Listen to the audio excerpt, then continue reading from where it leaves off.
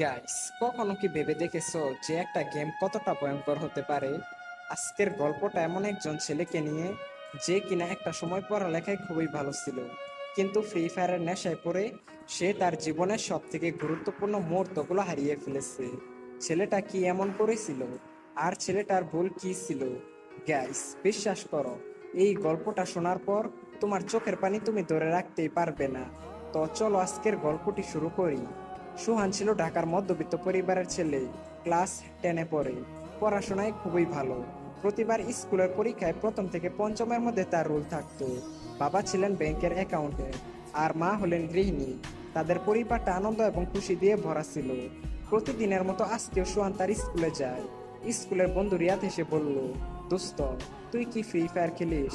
সুহান মাথা নাড়িয়ে বলল, না বন্ধু, এই গেমটার নাম অনেক শুনেছি, কিন্তু কখনোই খেলা হয় নাই। এরপর রিয়াদ সোহানকে বলল, আরে ভাই, এই গেমটা একবার খেললে তুই যে কোন দুনিয়াতে হারিয়ে যাবি সেটা তুই নিজেই বলতে পারবি না। একবার গেমটা খেলা শুরু করলে আর কখনোই ছাড়তে পারবি না। এরপর রিয়াদ নিজের মোবাইলে গেমটা ওপেন করে সোহানকে দেখালো। গেমের সুন্দর লবি, গুলি চালানোর আওয়াজ আর গ্রাফিক্স সব মিলিয়ে সোহানের ভিতরে গেমটা খেলার জন্য এক ধরনের উত্তেজনা সৃষ্টি হয়। তারপর স্কুল শেষ করে বাসায় আসার পর সুহান তার বাবার মোবাইলে গেমটা ডাউনলোড করলো। এরপর থেকেই সুহান মাঝে মধ্যে ফ্রি ফায়ার গেমটা খেলতো। প্রতিদিন আধা ঘন্টা থেকে 1 ঘন্টার মতো গেমের দুনিয়াতে হারিয়ে যেত। শুরুর দিকে সুহান তেমন একটা ভালো খেলতে পারতো না, বারবার খালি মারা যেত। কিন্তু গেমের লবিতে দাঁড়িয়ে থেকে অপেক্ষা করা, টিম মেম্বারদের সাথে কথা বলা, এসব তাকে গেমের ভিতরেই ধরে রাখতো। সুহানের জীবন তখন অনেকটাই স্বাভাবিক ছিল। স্কুল থেকে বাসায় আসার পর হালকা পড়াশোনা, পরিবারের সঙ্গে সময় কাটানো, মাঝে মাঝে বন্ধুদের সঙ্গে মাঠে ফুটবল খেলা, এসবই ছিল তার নিত্যদিনের কাজ। প্রথম দিকে গেম খেলাটা ছিল শুধুমাত্র বিনোদনের জন্য, কিন্তু সময়ের সাথে সাথে গেমের প্রতি আগ্রহ দ্রুত বেড়ে গেল। রাতের বেলা মা ডাকলে সে বিরক্ত হতো, এই তো মা, শেষ ম্যাচ। কিন্তু সেই শেষ ম্যাচ আর শেষ হতো না। আর আস্তে আস্তে সোয়ানের খেলার সময় বাড়তে লাগলো। 1 ঘন্টা থেকে 2 ঘন্টা, তারপর 3 ঘন্টা। গেমের প্রতি আগ্রহ এতটাই বেড়ে গেল যে সময় কোন দিক দিয়ে যাচ্ছে সেটা সে বুঝতেই পারতো না। প্রথম দিকে সে বলতো, কিছুদিন গেম খেলে তারপরে গেম খেলা কমিয়ে দিব, কিন্তু তার কথা মতো না হয়ে গেম খেলার সময় আরো বেড়ে গেল। স্কুলে ক্লাসে সে মনোযোগ দিতে পারতো না।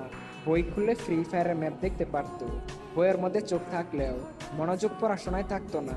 গেমের নতুন আপডেট এবং র্যাঙ্ক স্কোর কিভাবে বাড়ানো যায় সেটা নিয়েই সবসময় চিন্তা করতো। তার বাবা মা প্রথম দিকে কিছুই বুঝতে পারেননি, ভাবলেন হয়তো একটু সময় কাটাচ্ছে। সুহান পড়ালেখায় সময় না দিয়ে এই ফ্রি ফায়ার গেমের পিছনে সময় দিতে লাগলো। তার স্বপ্ন হয়ে উঠলো সে একদিন ফ্রি ফায়ার গেমটার মাধ্যমে অনেক বড় ইউটিউবার হবে, এবং তার কাছে বিবেচও থাকবে, আর সবাই তাকে গেমের মধ্যে অনেক সম্মানও করবে। স্কুলের সময় হলে সে স্কুলে না গিয়ে বিভিন্ন জায়গায় বসে ফ্রি ফায়ার খেলতো। কিছুদিন পর সোহানের মা তাকে ধরে বলল, বাবা, এত গেম খেলছিস কেন? চোখের সমস্যা হয়ে যাবে তো, পড়াশোনার অবস্থা তো খুবই খারাপ হয়ে যাচ্ছে। সোহান জবাব দিল, মা, আমি সবকিছু সামলাতে পারবো, কোনো সমস্যা নেই। কিন্তু সোহানের মা ঠিকই বুঝতে পারলো তার ছেলে এখন অনেকটাই বদলে গেছে। আগে যেমন তার ছেলের মুখে সবসময় হাসি খুশি থাকতো, কিন্তু এখন তার ছেলে পুরোপুরি চুপচাপ, কখনো রাগ করতো, কখনো মনমরা হয়ে বসে থাকতো। এদিকে সোহান নিজের রুমে গিয়ে দিনের পর দিন এই গেমটার পিছনে সময় দিতে লাগলো। গেমের প্রতি আসক্তি এতটাই বেড়ে গেল যে প্রতিদিন 15 থেকে 18 ঘন্টার মতো র্যাঙ্ক পুশ করত। আর সেই কারণে আস্তে আস্তে সোহানের শারীরিক এবং মানসিক অবস্থার পরিবর্তন ঘটতে লাগলো। সারা রাত র্যাঙ্ক পুশ করার কারণে সকালের দিকে সোহানের চোখগুলো লাল হয়ে যেত। স্কুলে মনোযোগ নেই। শিক্ষিকা বললেন, সোহান, এত মনোযোগ হারাচ্ছিস কেন? সোহান কোনো উত্তর দিল না। সোহান রাতেও গেমটা খেলতে লাগলো, এমনকি রাত 2টা থেকে 3টায় ঘুমাতো। সোহানের ঘুম কম হতে লাগলো, আর সেই কারণে মুখ ফ্যাকাশে হয়ে যেতে শুরু করলো। আর অতিরিক্ত গেম খেলার কারণে মাঝে মধ্যে সোহানের চোখ দিয়ে পানি পড়া, মাথা ব্যথা, চোখে কম দেখা, আরো বিভিন্ন ধরনের মানসিক সমস্যার সৃষ্টি হতে লাগলো। সুহান এই সব কিছু বুঝতে পেরেও কাউকে কিছুই বলতো না। তোমরা আগে হয়তো জেনেছো, সুহান একজন মেধাবী ছাত্র ছিল। সে আগে পরীক্ষায় ভালো রেজাল্ট করত, কিন্তু এখন সে ফ্রি ফায়ারের নেশায় পড়ে আসক্ত। স্কুলের পরীক্ষা কাছে চলে আসলেও সুহান কোনো প্রস্তুতি নেয়নি। তার মন পড়াশোনা থেকে সরিয়ে গেমের দিকে চলে গেছে। এরপর কিছুদিন পর যখন পরীক্ষার রেজাল্ট আসে, তখন সোহানের রেজাল্ট আসলো ফেল। শিক্ষক ডাকলেন তার মা বাবাকে আর বললেন, আপনার ছেলে এখন আর পড়াশোনায় মনোযোগ দিচ্ছে না, সারাক্ষণ ক্লান্ত, মনোযোগহীন। আপনার ছেলের দিকে একটু খেয়াল রাখুন। সোহানের বাবা তার ছেলের এরকম রেজাল্ট দেখে অনেকটাই হতাশ হয়ে যায়। এরপর সোহানের বাবা তার ছেলের হাত থেকে মোবাইলটি নিয়ে বলল, আজকে থেকে তোর মোবাইল টিপা একদম বন্ধ। সোহান তার বাবাকে বলল, এটা কখনোই সম্ভব না। এরপর সোহান উল্টা তার বাবার হাত থেকে মোবাইলটি নিয়ে তার রুমের মধ্যে গিয়ে দরজা লাগিয়ে দিল।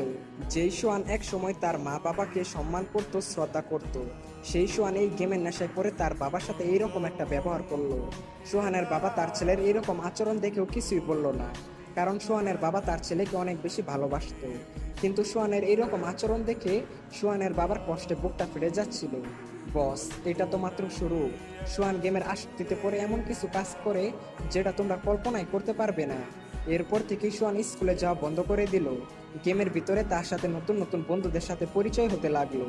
ধীরে ধীরে সোহান বাস্তব জীবনের বন্ধুর চেয়ে এই অনলাইন বন্ধুদের সাথে বেশি সময় কাটাতে লাগলো। তাদের সাথে ঘন্টার পর ঘন্টা কথা বলতো। আর বাস্তব জীবনের বন্ধুদের সাথে যোগাযোগ প্রায় বন্ধ হয়ে গেল।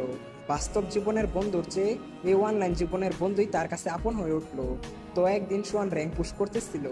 এমন সময় হঠাৎ করেই তার বাসা থেকে কারেন্ট চলে যায়। সোহান এতটাই রেগে যায় যে তার মোবাইলটি ছুঁড়ে ফেলে দেয় আর তার মাকে গিয়ে উল্টাপাল্টা কথা বলতে থাকে। সোহানের মা সবকিছু সহ্য করে যাচ্ছিল। ওহ সরি, সোহানের ব্যাপারে আরো অনেক কিছুই তোমাদেরকে বলা হয় নাই। সোহানের ভাত খাওয়ার সময় হলে সে চামচ দিয়ে ভাত খেত, এমনকি বাথরুমে গেলেও মোবাইল হাতে করে নিয়ে যেত। বাইরে ভাই, বুঝতে পারছো গেমের প্রতি কতটা আসক্ত হয়ে গেলে মানুষ এইসব কাজ করতে পারে। তখনও সোহান ডায়মন্ড কেনার বিষয়ে তেমন কিছু জানতো না। কিন্তু একদিন গেম খেলার সময় সোহানের পরিচয় হলো একজন রহস্যময় ছেলের সাথে, যার নাম ছিল হান্টার এক্স। তার কাছে ছিল সিজন 1 এবং হিপ হপ বান্ডেল। সেই গেমের মধ্যে খুবই ধনী এবং জনপ্রিয় প্লেয়ার ছিল। তো সোহান হান্টার এক্সকে জিজ্ঞেস করলো, ভাই, আপনার কাছে এত পুরাতন বান্ডেল